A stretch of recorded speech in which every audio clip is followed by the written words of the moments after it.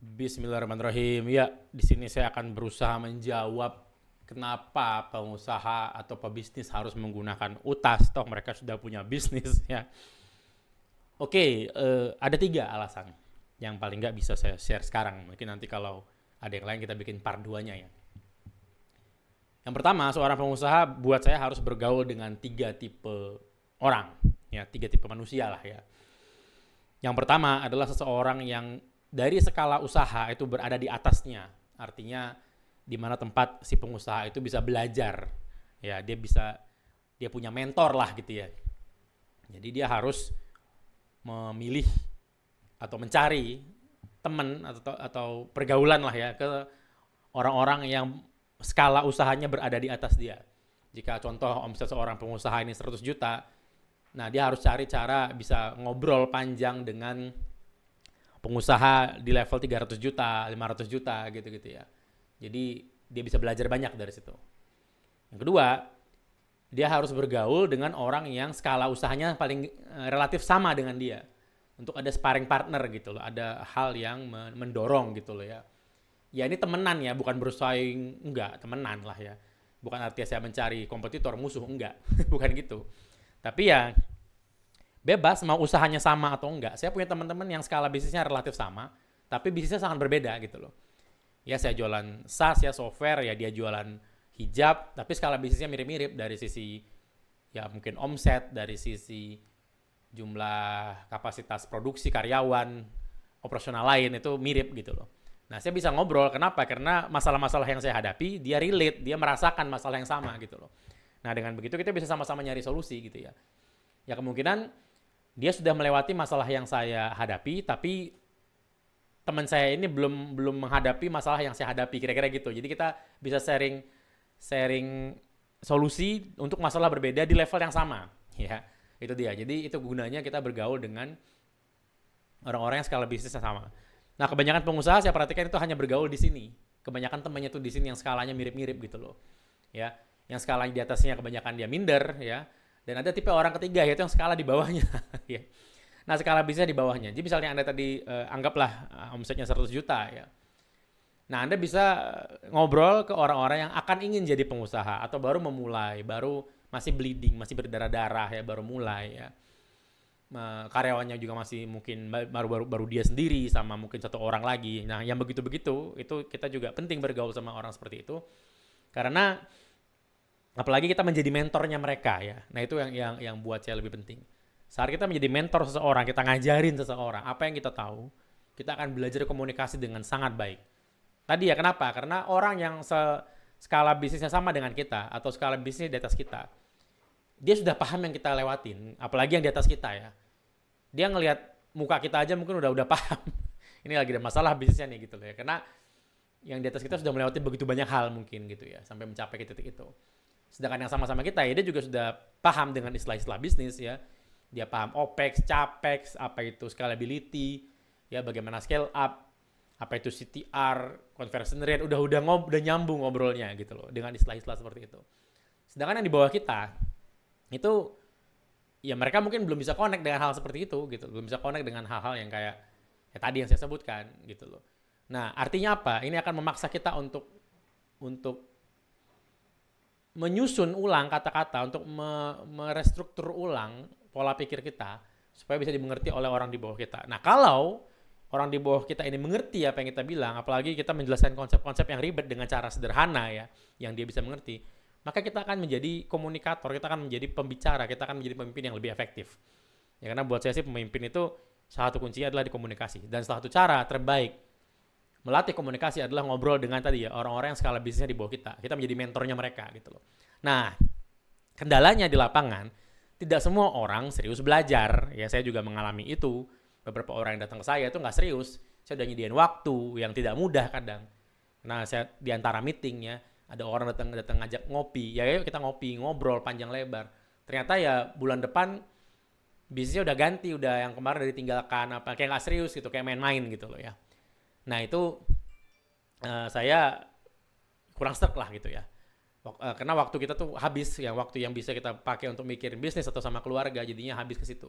Nah, salah satu cara ngefilter yang mau mentoring sama kita itu dengan bagus adalah dengan membuat dia membayar. Ya. Saya ingat banget saya pernah ikut workshop yang menurut saya mahal saat itu. Harganya sekitar 3 jutaan ya, nggak salah 3 juta 4 juta saya lupa. Ya. Itu mahal sekali buat saya saat itu ya. Tapi ya saya nabung, saya paksain, saya ikut gitu loh. Dan ya apa yang terjadi, saya sangat serius. Saya bawa buku catatan, saya bawa semua keperluan yang disuruh lakukan, saya lakukan, yang disuruh praktekin, saya praktekin. Dikasih PR malam, saya kerjain gitu loh. Saya serius, kenapa? Udah lama nabung yang mau kesini gitu loh. Dan perjalanannya itu keluar kota, jadi workshopnya itu tidak di kota yang sama dengan saya tinggal gitu ya. Ya, saya ingin banget. Jadi itu buat saya itu pengalaman yang bagus ya, pelajaran yang bagus buat saya. Artinya juga apa? Ya sama.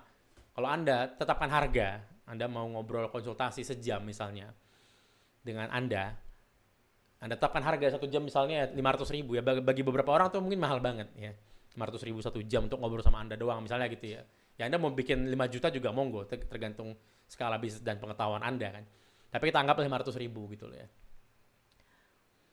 Apa yang terjadi ya, dia mungkin akan harus ada extra effort atau usaha ekstra untuk dapetin 500.000 itu supaya bisa ngobrol sama Anda, yang dimana mungkin untuk skala bisnisnya dia yang masih kecil, 500.000 itu angka yang besar. Apa yang terjadi? Jika dia bayar, dia akan serius, dia akan bawa buku, dia akan nyiapin laptop, dia akan bawa timnya untuk dengerin Anda ngomong, dia akan mencatat semua yang Anda bilang, dan dia akan praktek pulangnya.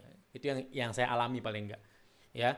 Nah, ternyata setelah saya terapkan konsultasi berbayar di UTAS punya saya, itu malah sering orang yang tadinya konsultasi bulan lalu, bulan ini balik lagi gitu loh ya.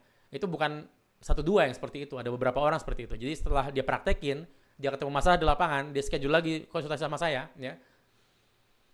Dan jadi produktif pembicaraannya ya, dia order lagi konsultasi sama saya, dia booking lagi jadwal saya gitu ya. Kita ngobrol lagi, dia sudah progresnya sangat luar biasa, sudah maju jauh biasanya dari yang terakhir gitu loh. Nah itu makanya saya berani bilang, orang yang mau mentoring sama Anda tapi Anda kasih kasih gate lah, kasih gerbang, ya mau ngobrol sama saya ayo bayar gitu loh ya. Dengan begitu dia akan jauh lebih serius, dia akan datang bawa buku catatan paling enggak itu ya, karena saya sering banget orang datang itu nggak bawa buku catatan, itu aneh ya, karena saya selalu ngantongin buku catatan kemana-mana gitu loh, karena ya pikiran kita tuh banyak terdistraksi ya. Kalau dia tertulis ya ikatlah ilmu dengan mencatatnya, itu sudah juga nasihat yang harus kita dengar ya. Itu alasan pertama. Jadi UTAS bisa Anda gunakan untuk menfilter, mengasih gerbang ke orang-orang yang serius. Caranya dengan menjual waktu Anda, menjual konsultasi Anda. Terserah harganya berapa. Kuncinya bukan itu, intinya bukan berapa yang Anda dapat dari konsultasi ini. Enggak, ya saya tahu Anda mungkin dari bisnis Anda dapat lebih dari cukup. Tapi ini untuk tadi ya, memfilter dia yang serius siapa gitu loh. Ya toh nanti duitnya mau Anda serahkan ke panti asuhan atau mau Anda sedekahkan, ya itu urusan nanti. Tapi ya filter dulu biar dia serius gitu loh ya. Mau Anda balikin ke dia pun ya monggo lah, tuh Anda ya. Duitnya setelah konsultasi Anda balikin ya silakan. Cuman ya kita butuh tahu dia itu serius atau enggak, karena waktu kita tuh sangat berharga. Ya simple. Ini juga pertanyaan yang sama yang ditanyakan sama Naval Rafikan. Ya supaya kita lebih produktif. Dia nanya ke dirinya sendiri, kalau saya dibayar per jam, saya mau dibayar berapa gitu loh. Dengan begitu kita akan sangat memperhatikan setiap jam tuh kita ngapain. Kita nggak akan sembarangan main game ya.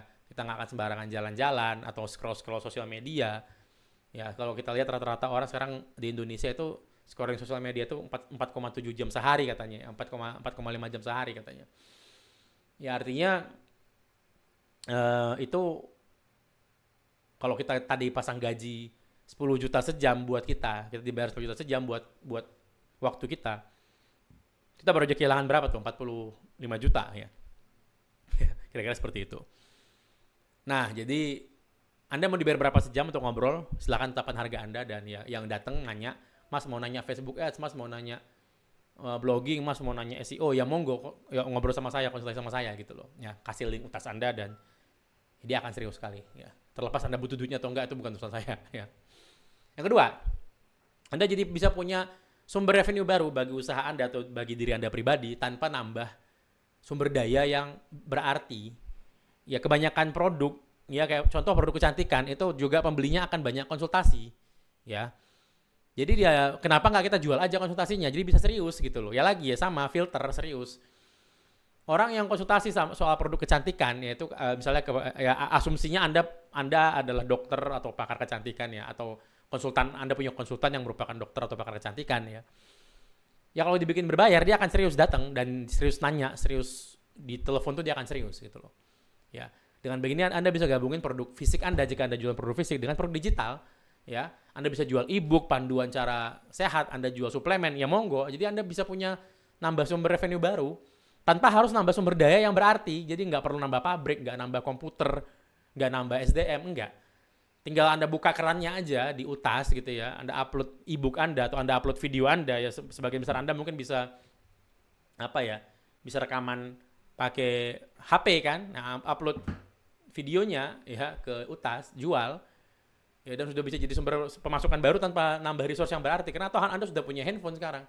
Anda sudah punya koneksi internet, nggak nambah duit apa-apa lagi, cuman minta waktu Anda sebentar ngerekam. Terus ya udah upload, selesai. Dibeli berkali-kali ya, produk yang saya bikin berapa bulan lalu juga sampai sekarang masih dibeli padahal bikinnya cuma sehari gitu loh ya. Nah yang ketiga, ini walaupun nggak berlaku ke semua orang tapi ya nggak apa-apa, ini alasan ketiga adalah kehadiran pribadi, personal Anda, aktivitas Anda pribadi di sosial media atau di internet sama dengan aktivitas bisnis Anda. Itu nggak bisa dipungkiri ya. Anda ngomong A, B, C, orang akan nilai itu bukan cuma Anda pribadi tapi bisnis Anda. Jadi jika Anda berkata yang kurang baik, orang akan langsung berasumsi bisnis Anda kurang baik. Ya, itulah dia resikonya sebagai pemimpin sebuah perusahaan gitu loh. Ya. Nah, sebaliknya, jika kehadiran Anda baik, ya personal branding lah bahasanya mungkin ya, personal brand Anda bagus di sosial media atau di internet, maka bisnis Anda akan terlihat baik dengan sendirinya. Nah, UTAS bisa menjadi tempat berkumpulnya kanal-kanal profil sosial media Anda. Jadi akun YouTube, Instagram, semua bisa disatuin di satu tempat tanpa orang harus mencari-cari. LinkedIn Anda misalnya bisa. Ya. Nah, artinya bagaimana agar kehadiran Anda atau personal brand Anda itu lebih dikenal sama orang ya, secara pribadi? Anda harus bikin konten ujung-ujungnya. Ya. Dan di era sekarang konten begitu banyak yang ada statistik mungkin Anda bisa menemukan di internet ya. 1 menit di internet itu ada berapa juta konten yang diupload ya per 1 menit di internet. Ada mungkin video YouTube dengan durasi kalau di total 3 tahun ya. Kalau nggak salah saya. Ya itu diupload dalam waktu 1 jam di YouTube. Jadi 1 jam di YouTube itu ada video dengan durasi kalau kita tonton semua itu 3 tahun ngabisin waktunya. Gitu, kalau nggak salah ya. Ini data entah tahun berapa. Mungkin sekarang udah lebih jauh lagi. Nah artinya apa? Anda harus bikin konten yang sangat bagus untuk bisa menonjol dari semua ini. Ya. Nah toh kalau sudah Anda bikin konten yang bagus dengan serius, kenapa nggak dijual aja? Ya kan? Kenapa diupload gratisan, nunggu iklan, kelamaan. Anda bikin serius, Anda upload, jadi duit langsung. Ya. Nah, UTAS jadi solusi. Kenapa? UTAS itu pertengahan antara YouTube dan kelas online. Jadi YouTube dia terlalu gratis, Anda hanya partisipan di situ, Anda nggak dapat duit apa-apa ya, kecuali follower Anda mungkin 1 juta, ya itu beda cerita. Atau view Anda viral 2 juta penonton, Anda dapat duit dari iklan, ya itu beda cerita. Tapi itu butuh waktu lama ya. Nah, ya UTAS adalah pertengahan antara YouTube sama kelas online. Kelas online terlalu terstruktur, terlalu besar.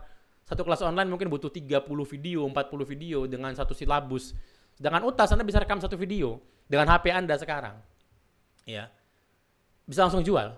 Langsung dapat duit, ya. Sama juga UTAS adalah pertengahan antara menulis gratis di blog atau di status Facebook atau di Twitter, itu kan gratis, dan menerbitkan buku yang berbayar gitu loh. Ya, jadi dia pertengahan antara nulis gratis banget atau nulis buku yang serius banget. Nah, tengahnya ada. Jadi jika Anda kepikiran sesuatu, pengen nulis aja satu artikel, ya 10 halaman e-book kalau ditotalin misalnya ya. Jadikan PDF jadi 10 halaman e-book, mau Anda jual, ya bisa. Ya, sudah selesai. Atau Anda tulis di Notion misalnya, atau Anda tulis di Google Docs, bisa Anda jual, bisa. Ya, tinggal masukin linknya ke UTAS, ada yang beli, maka pembelinya akan dapat link Google Docs-nya atau link Notion-nya. Selesai. Ya, jadi nggak harus menulis buku nih mau di launching, enggak. Ya, nanti kalau draft itu mau Anda launching ulang sebagai buku ya bebas, tapi tadi Anda sudah punya pembelinya dan sudah tahu bahwa buku ini akan laris, banyak yang beli karena sudah Anda tes kan. Nah, jadi dengan begini Anda bisa bikin konten atau jual konten tanpa mikir-mikir banget. Ya 1 video jual, satu artikel, satu bab buku Anda bisa Anda jual ya. Dan jadi duit.